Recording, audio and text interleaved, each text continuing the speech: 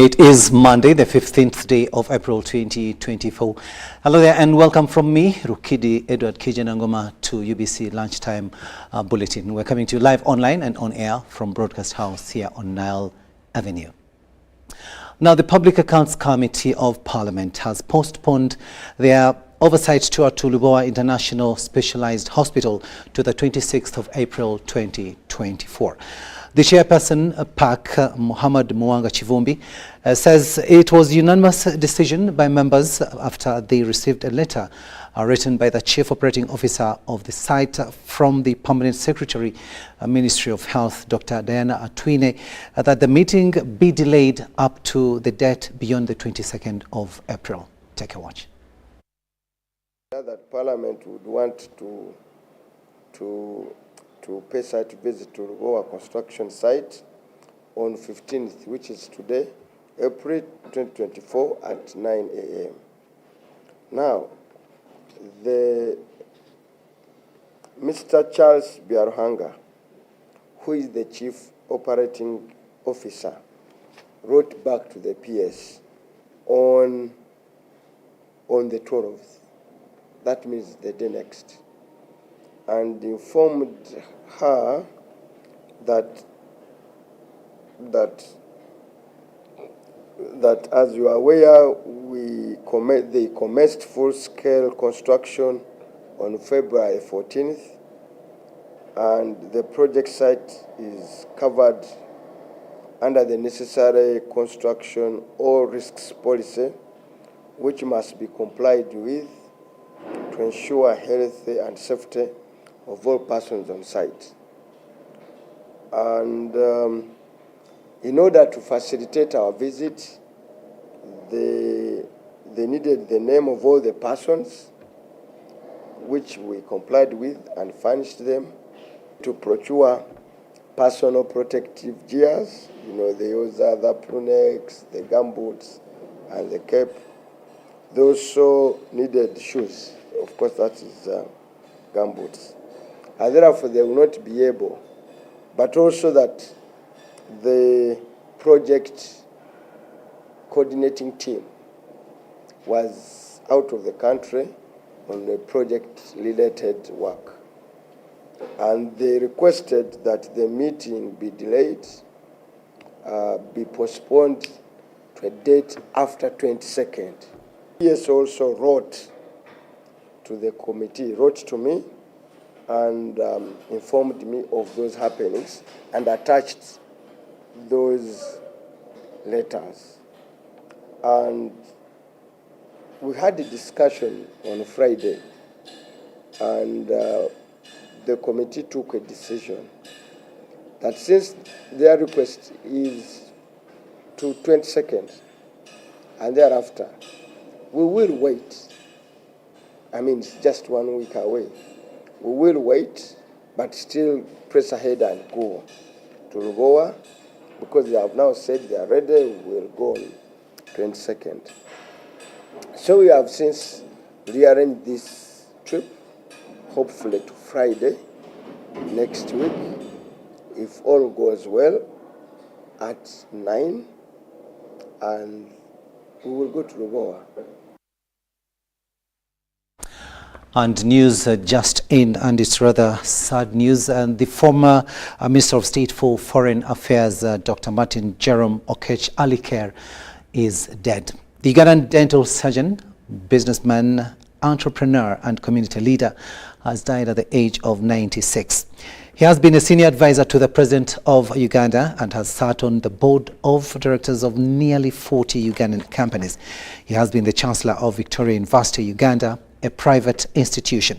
From 2004 until 2014, he served as the founding Chancellor of Gulu University, a public university. And may his soul rest in eternal bliss. Now to the August House, where the Speaker of Parliament, Right Honourable Anita Among, has directed the Ministry of Education and Sports to re-invite CAF, requesting them to come and reassess Namboole Stadium within 2 weeks, such that Uganda can host CHAN. Now, this was during her working visit of Namboole Stadium this morning.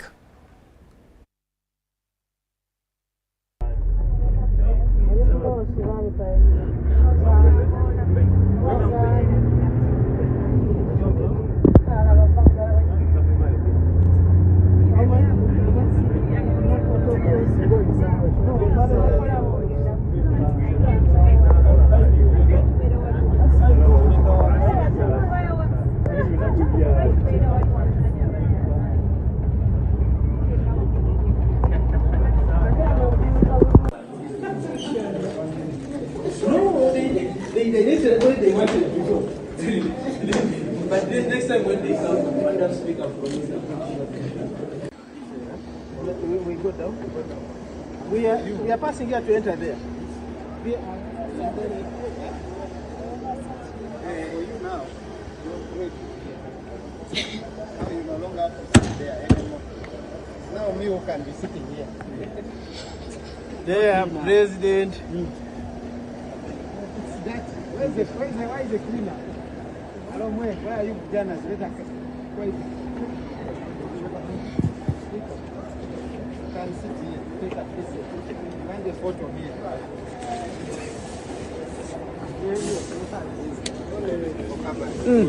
Photograph. This is the best photo for the moment. If you hold on this line, you go up. You can't be here, behind us. Let's sit behind. Let's sit behind. Let's find the seats behind. Go behind. Oh, you go there.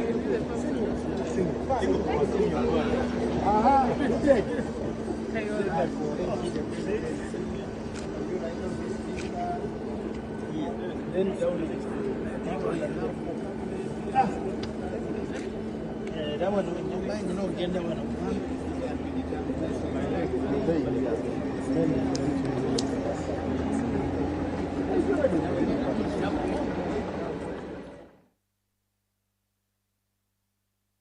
Namboole Stadium. Now, the judiciary is holding the first ever National Court Open Day at Kololo Independence Grounds, engaging the public about the judicial services. The function under the theme, A People-Centered Approach for Justice, started with a march from the judiciary headquarters to Kololo Independence Grounds. Members of the public are at Kololo, engaging different offices and departments of the judiciary. Now, the event has been graced by Chief Justice Alphonse Owinye Dolo, his Deputy Richard Butera, Minister for Justice and Constitutional Affairs Norbert Mao, Principal Judge Dr. Flavian Nzeja, Permanent Secretary to the Judiciary Pius Bichirimana, among others. Take a watch.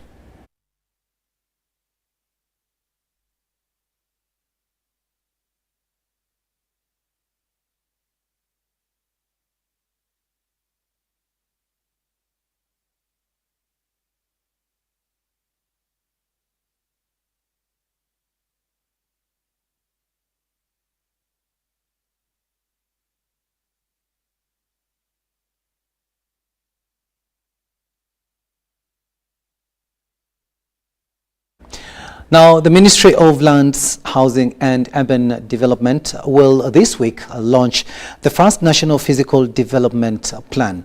The NPDP gives a strategy to resolve the conflicting sectoral pressures on use of land, a finite resource of the territory of Uganda, as the population grows and the country modernizes. We have more from Dennis Sigua.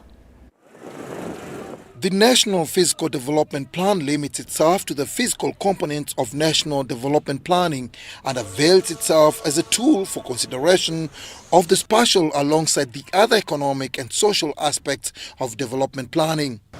It is about inclusive, orderly and sustainable development for all, such that the use of the country's land and other physical resources yields the greatest economic benefit for the present but also the future generations. According to Minister Judith Nabakova, the NPDP connects well with the current Vision 2040, which aims at transforming Uganda to a competitive, middle-income and modern industrialized nation. Fiscal planning is about the long-term future, which makes it a complicated task as it requires predicting the future and creating a framework for the best fit for what is mostly unknown. The National Spatial Vision and related planning activities grow in a context of cultural and professional paradigms which support planning activities for allocating the location of key investments and the land for development. It is statistically proven that a country's GDP is directly related to its spatial planning. The more planned it is, the higher the GDP, because the land is going to be well utilized for efficiency. So there will be automatic economic growth. The second thing is the international reputation. A country is more respected when it's more planned, more organized. The more orderly, the more international reputation. It also provides a platform where regional, district and local physical plans have a framework of national development to fit into, which also aligns with the National Development Plan. Dennis Igoa for UBC News in Kampala. Thanks, Dennis, for that story there. Now, let's look at the demise of Dr. Okurut, the former NEMA Executive Director. And Dr. Okurut took over leadership of the National Environment Management Authority in July 2011, serving at the East African Community Secretariat for about 5 years. As he ended his tour of duty in 2021, his journey at the helm of managing environment left an indelible mark in conservation. Now, a few months to his retirement, UBC TV caught up with him during the World Environment Day in Masindi district, from where he shared with us his life and professional journey.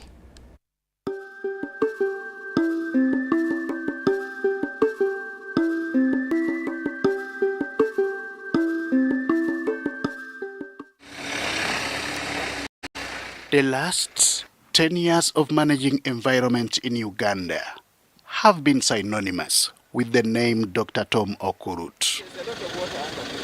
He formerly worked as the Executive Secretary, Lake Victoria Commission. What I observed here is that the water levels have also increased here. It is this experience and expertise that he opted to bring back home as the Executive Director, National Environment Management Authority, NEMA. So that's why I came from Lake Victoria Basin, 5 years as Executive Secretary, and it was quite an interesting job. Passionate about environment, Dr. Okurut is a scientist by calling, a chemist by training, and an environmentalist by purpose. Born in Kumi district to Jacob Okia and Edith Okurut, Dr. Okurut Tom Okia is a product of Teso sub-region. He attended Akadot and Apopong primary schools in Parisa district, from where he studied and completed his primary education. This was before he joined Gulu High School for his O-level and later Teso College Aloet for his A-level. I proceeded to Makerere University, where I did a degree in chemistry, major in chemistry. Of course, I did mathematics and others before. Upon completion of his bachelor's degree in chemistry at Makerere University, he was retained as a teaching assistant. He would later join the University of Ibadan in Nigeria for masters in physical chemistry. So most of us from East Africa went to West Africa. The West Africans came this side. So under that exchange program, I went to University of Ibadan, Nigeria, and where I got my master's degree in physical chemistry.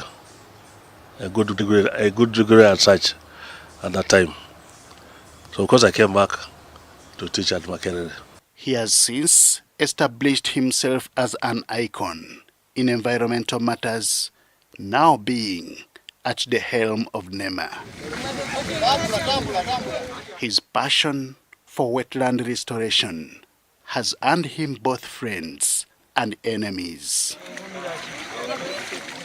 When I came in, two things I was confronted with. Immediately, when we said, oh, how do we deal with this? All the wetlands, most of the wetlands had the land titles on them, the ones in Kampala. So I asked the staff who were involved in them, how come? I said, land titles are there everywhere we go. Actually, it's around Kinawataka there. Quite a number of them had even been issued to the EIS. And I took a decision that since the EIS were issued by my office, the first thing to do is to cancel those EIS. Extraction of sand at Luera wetland is one controversy that his leadership handled with maximum care for purposes of national development. For a long time, Luera has been, people have been extracting sand from Luera using spades. That was okay. Now, there are several projects that came into play. We had the government project on building Karuma Dam. We have Isimba Dam.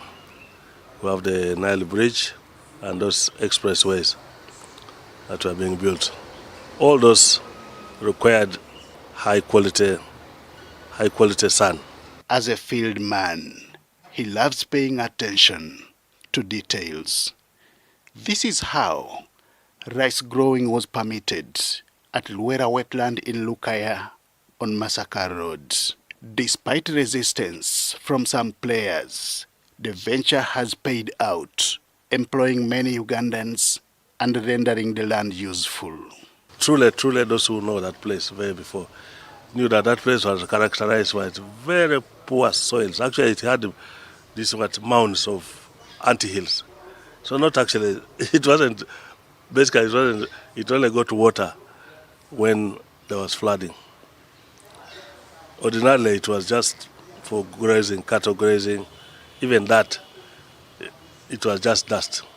Really, very, very poor soils. So when somebody came and said, but I can convert those poor soils into production with the rice, in fact, we said, are you sure? He said, you can. In his tenure, more awareness has been created on the use of plastic carrier bags, whose effects are felt on the environment and humans. So we started a big awareness campaign on radio together, telling people to avoid using those for cooking. Then we also collected data. Means of Works gave us data about the difficulty in building roads where there is plastics, because where Kampala bypass there I think there have been a series of dumping places where the road was passing. They had to keep removing all the cavera before. His journey in the environmental management has been both challenging and interesting. Even when he warned of a possibility of rising water levels way back in 2019 and was ignored, Dr. Okurut continued with the awareness creation. And I've noticed that we had that water just came even when there was no rain. So there's definitely a substantial amount of water that is coming out because of the flooding, overall flooding in the country. His 2011 assumption of office at NEMA was clear illustration of end of the road at ESC and the beginning of the highway in Uganda. Unfortunately, he has reached the end of the highway as his tenure comes to an end this month of June 2021.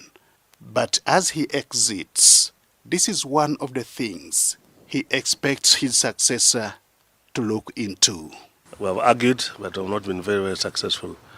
And I think that when I hand over to the new person coming, that's the charge I will give him, that he has to look for additional funding if we are to sustain, because local challenges are not met by the local government because of the financial allocation. He may be on his way out, but 10 years of managing environment in Uganda, to him, is a remarkable journey. A family man, married with 3 children, Dr. Tom Okurut is scheduled to retreat to his farming activities. Henry Okurut, UBC.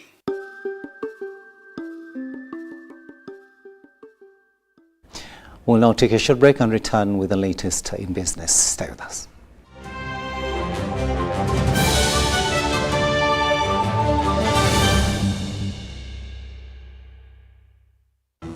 Fred! Osmosis. Freddy!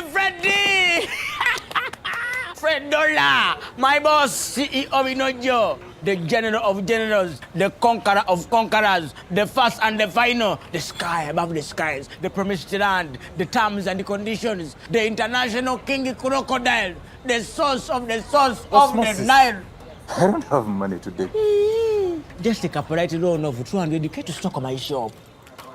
The signs and symptoms of success. The bank commander, not the bank teller. Why hassle for a loan when you've got MTN Momo? We're sorting.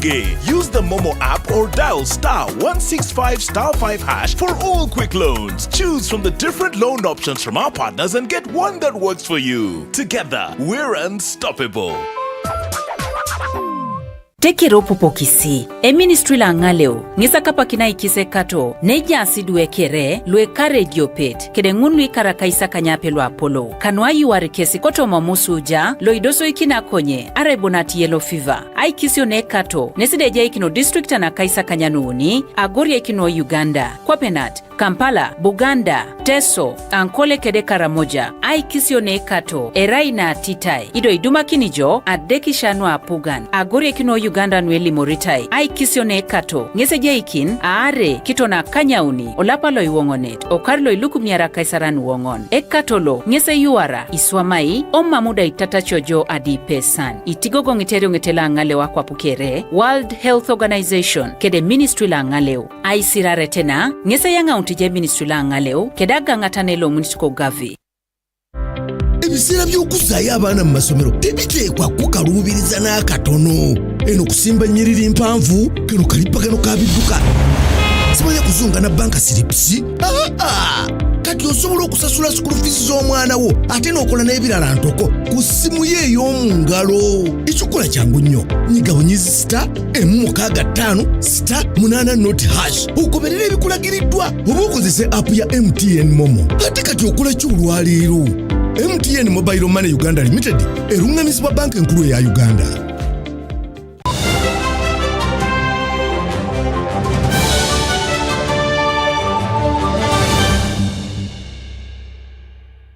Welcome back from that break, and this is Lunchtime News here on UBC TV. I am Rukidi Edward Kijanangoma. Now, the Director General of Health Services at the Ministry of Health, Dr. Henry Mwebesa, has emphasized the need for routine deworming of children and expectant mothers in the country to reduce on the levels of malnutrition and anemia. Mwebesa made the remarks during handover ceremony of deworming tablets worth $70,000 US from Food for the Hungry to the Ministry of Health to support the priority actions in the Integrated Child Health Days in the month of April. Over 22 million doses are to be administered to children from 1 to 14 years in schools, health centers and villages in their respective areas. We have more in this story. Pleasure to receive this donation from Food for the Hungry, the Ministry of Health, for the good of our children and mothers. We are going to use 22 million doses of these dewormers. These tablets we are using for removing worms from our children. That's what we call dewormers. We are going to use 22 million doses. You have heard we have received 2.5 million doses from Food for the Hungry. We had also received earlier contributions from government procurement, but also from other partners like WHO and the others. So we are going to use 22, and we have all the dewormers that we require. At least there's no shortage. The shortage which has been there has been now closed. The gap has been closed by Food for the Hungry, and we have everything that we need. So tell the children, tell the mothers, tell the population of Uganda to bring their children. We are deworming from 1 to 14 years. And we recommend deworming, especially of our children, twice a year. That's why you see we do Child Health Days in April, and we do again in October. And our statistics show us that we have a burden of anemia in our children up to 53%. These children up to 5 years, 53% of them have anemia. Pregnant women, about 32% have anemia. So you can see the problem is big, but yet the problem can be solved. One I want to emphasize is that we need to prevent the worms. Yeah, Food for the Hungry is glad to donate 2.5 million doses of dewormers that are valued at approximately $70,000. However, this is supposed to contribute to about 22% of the national needs of the dewormers. And not only is deworming important to each and every one, it is helping us to decrease the anemia levels and improve the nutrition status, and we are able to achieve the sustainable development goals especially.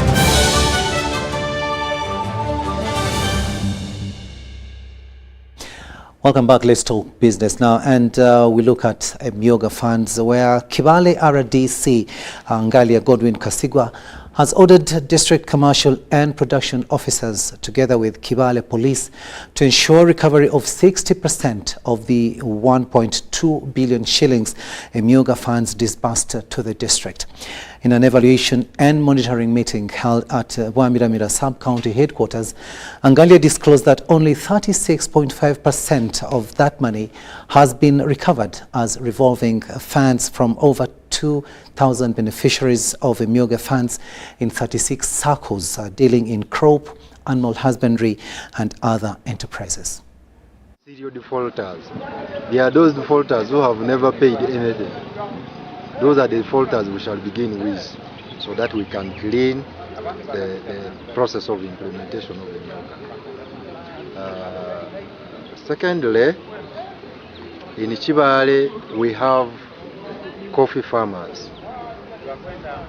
As security, we have picked information that we have farmers and traders who are harvesting and trading immature coffee.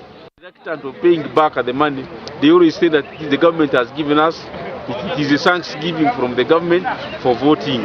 So that is how they have been failing to pay back. One suspect who was found with 12 bags of immature coffee. He was paraded before court, and court will take a position over him. We are trying to clean.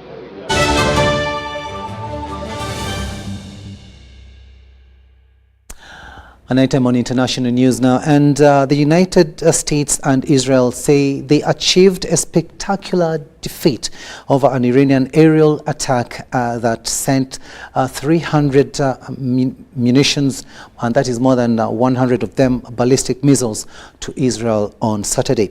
But as Sunday dawned in both places, a bigger question arose on the horizon.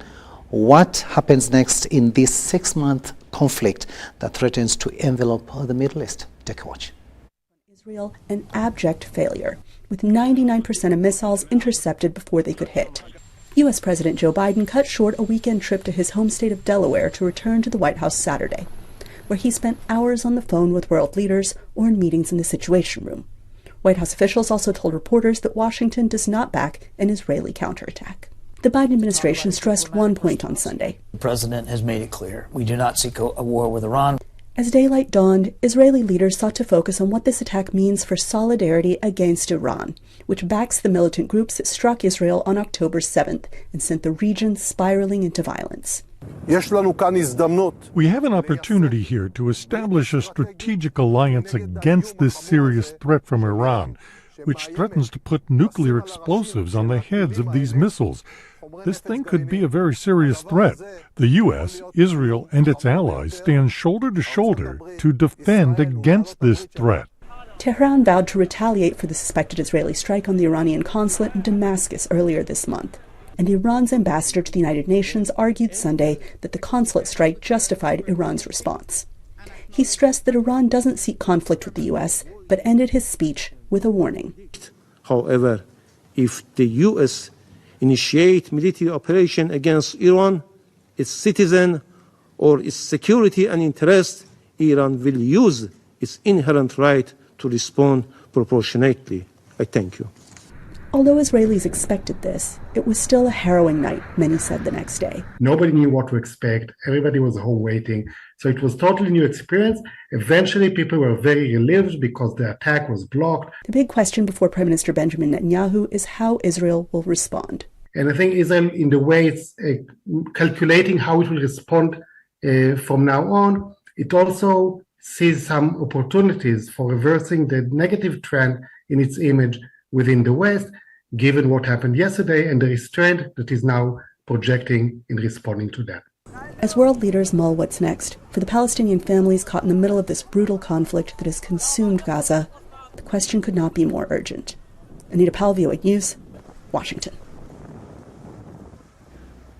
31 minutes after the hour of 1 here in the studios of UBC TV. We finally come to the end of this lunchtime bulletin. Thank you so much for having kept us company. I am Rukidi Edward Kijanangoma, wishing you a blessed afternoon. And The Score is up next with Robert.